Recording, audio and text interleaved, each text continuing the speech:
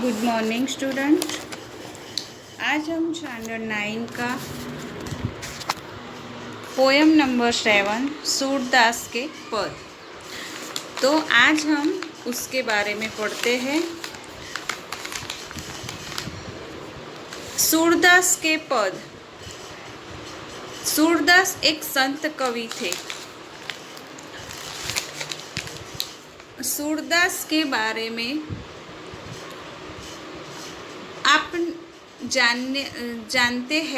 जानते ही होंगे। अगली कक्षा के आप सूरदास, तुलसीदास और मीराबाई के पद के बारे में पढ़कर आए हैं। तो इस कक्षा में हम सूरदास के अन्य पद पढ़ने जा रहे हैं। इस सूरदास जी मध्यकालीन जो हिंदी साहित्य का सुवर्ण युग कहा जाता है, उनके प्रवक्ता थे। हिंदी साहित्य में मध्यकालीन युग सुवर्ण युग की शाखाएं थी, जिसने एक निर्गुण और सगुण दो शाखा में प्रवर्तक किया गया है। निर्गुण शाखा के प्रवर्तक थे कबीर, रहीम और रैदास, और सगुण शाखा के प्रवर्तक है तुलसीदास, मीराबाई और सूरदास। अब आप सोचेंगे कि निगुण और सगुण शाखा क्या है। तो निगुण शाखा यानी कि निगुण यानी कि पाने की निगुण यानी कि निराकार। निगुण यानी कि निराकार भक्ति, जिन्होंने मूर्ति पूजा ना कर इंसानियत की पूजा की थी। मूर्ति पूजा का विरोध कर उन्होंने सिर्फ और सिर्फ इंसान के अंदर भी भगवान है और उसका दुख न देना चाहिए, उसे दिल को दुख न देना चाहिए, उनके दिल को कोई चोट न पहुंचाए, उसका ध्यान रखना चाहिए। निगुण में ऐसा कहा गया है कि हमें इंसानियत को पूजना चाहिए, सिर्फ मूर्तियों को पूजना नहीं चाहिए। और सगुण शाखा का प्रवर्तक जो है संत कवि तुलसीदास, मीराबाई और सूरदास। तुलसीदास ने तुलसीदास से उन्होंने अपने आराध्य देव की भक्ति की थी। इसमें श्री कृष्ण तुलसीदास ने अपने भगवान श्री राम की आराधना की थी और उनकी ही भक्ति की थी और अपना पूरा जीवन भगवान श्री राम के चरणों में समर्पित कर दिया था। फिर मीराबाई और सूरदास ने अपने भगवान श्री कृष्ण की भक्ति की थी। उन्होंने अपने आराध्य देव श्री कृष्ण को मान लिया था और उनके चरणों में अपना समर्थ जीवन समर्पित कर दिया था। उन्होंने अपने आराध्य देव कई पद लिखे। उसमें आज हम सूरदास की दो प्रमुख पद के बारे में जानते हैं। हमारे जो पाठ्य पुस्तक में उनके दो प्रमुख पद दिए गए हैं, उनके पद के बारे में जानते हैं। जिसमें पहले पद में सूरदास जी ने अपने प्रभु श्री कृष्ण की भक्ति की है और दूसरे पद में सूरदास भगवान श्री कृष्ण की बाल लीलाओं का वर्णन और भगवान श्री कृष्ण घुटनों के बल चले उनके श्रृंगार का वर्णन किया है। तो आइए दोस्तों, हम जो हमारा लेसन है कविता सूरदास के पद, तो उनके पद जानते हैं और समझते हैं। तो आइए हम पद समझते हैं। कुछ लोगों के मतानुसार दिल्ली के पास सीही नामक गांव में हुआ था। कई लोगों का मानना है कि इनका जन्म मथुरा के पास रुकना या रेणुका क्षेत्र में हुआ था। इनका जन्मांध होना भी विवादास्पद है। वल्लभाचार्य इनके गुरु थे। इनकी प्रेरणा से वे श्रीनाथ जी मंदिर के कृष्ण की लीलाओं से संबंधित पदों की रचना करते थे। ये कृष्ण के अनन्य भक्त थे। श्री कृष्ण की भक्ति ही उनके मन को शांति देती थी। वात्सल्य एवं श्रृंगार रस के वर्णन में वे अद्वितीय हैं। प्रस्तुत पद में सूरदास की अनन्य भक्ति भावना का परिचय मिलता है। उनका मन सिवाय कृष्ण के कहीं और सुख नहीं पाता। जिन आँखों ने कमल के समान नयन वाले श्री कृष्ण के दर्शन कर लिए हों, उन्हें और देव की आराधना कैसे कर सकते हैं। आराध्य देव का गुणगान करने सुनने किया है। दूसरे पद में श्री कृष्ण का मनमोहन वर्णन किया है।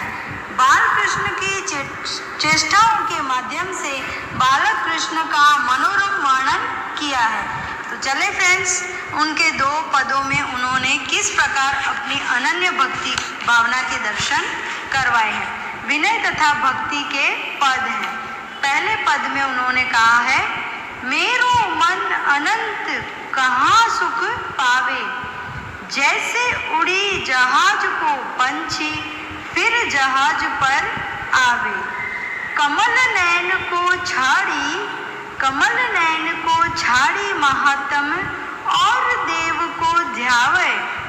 परम गंगा को छाड़ी पियासो दुर्मति कूप खनावे। जिहि मधुकर अम्बुज रस चाख्यो, क्यों करील फल भावे। सूरदास प्रभु काम देनु तजी, छैरी कौन दुहावे। तो इन पदों में सूरदास जी कहना चाहते हैं कि मेरा मन अनंत, इस अनंत संसार में कहीं सुख पाता नहीं, कहीं भी सुख प्राप्त होने होता नहीं।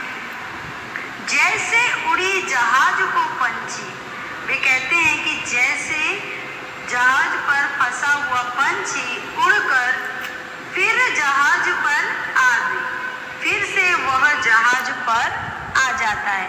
माने समुद्र की चारों ओर जहाज के ऊपर फंसा हुआ पंछी उड़ उड़कर, चारों ओर पानी है, कहीं पेड़ न पौधा, वो कहाँ जाएगा, उड़ उड़कर फिर से वो जहाज पर आ जाता है। ऐसे ही सूरदास का मन इस अनंत संसार में कहीं सुख प्राप्त नहीं कर पाता। जैसे जहाज का पंछी उड़कर फिर से जहाज पर आ जाता है, ऐसे ही सूरदास का मन भी अपने श्री कृष्ण के अलावा कहीं सुख प्राप्त नहीं कर पाता। वो उड़ उड़कर फिर से श्री कृष्ण की भक्ति में ही आ जाता है। आगे देखते हैं, कमल नयन को छाड़ी महात्म और देव को ध्यावे।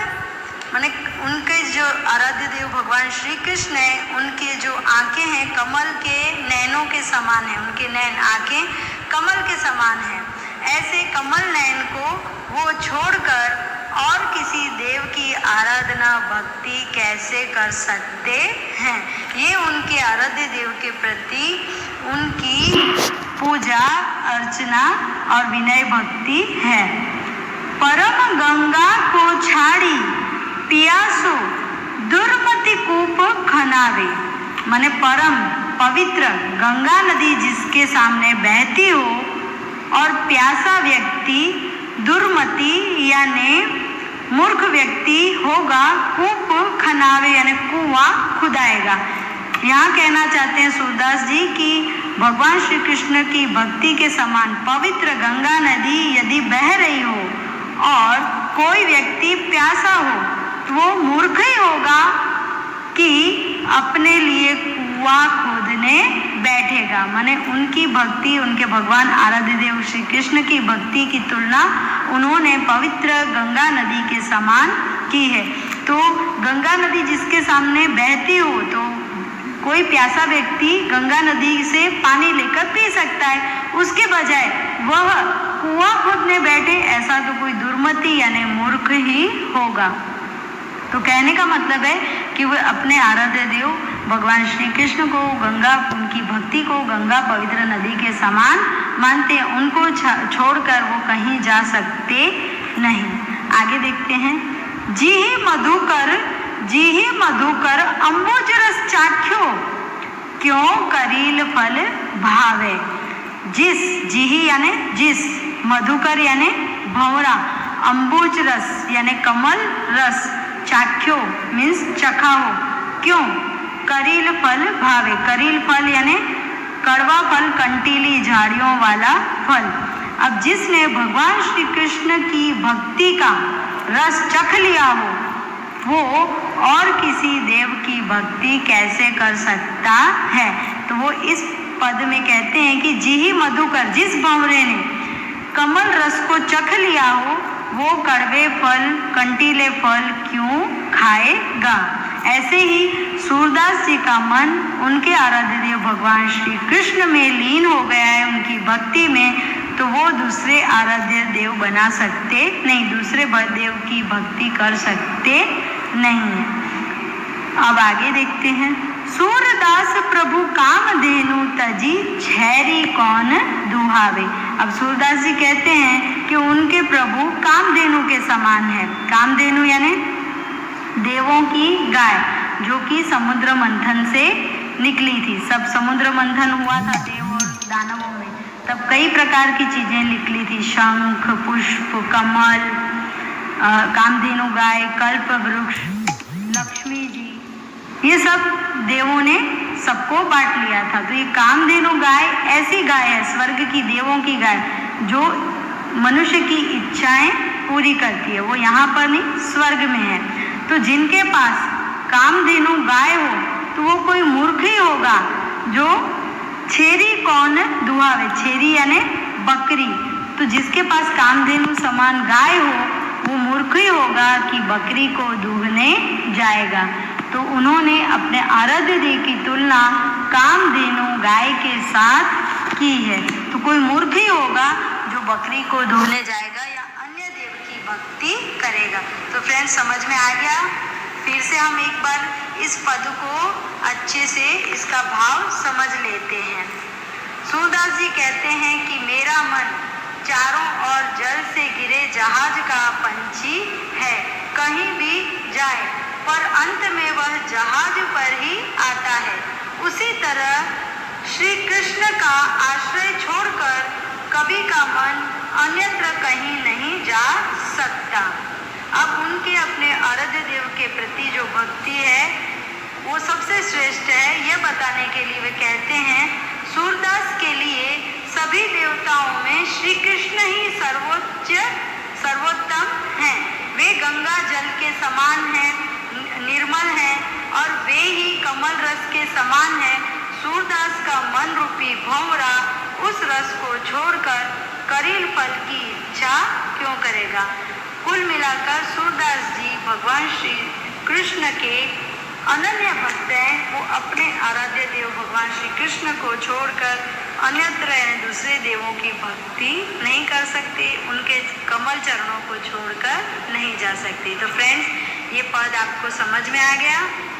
तो चलें नेक्स्ट पद में उन्होंने अपने आराध्य देव के प्रति कैसी भक्ति बताई है। इस पद में उन्होंने बाल कृष्ण की छवि का वर्णन किया है, जो घुटनों के बल चल रहा है।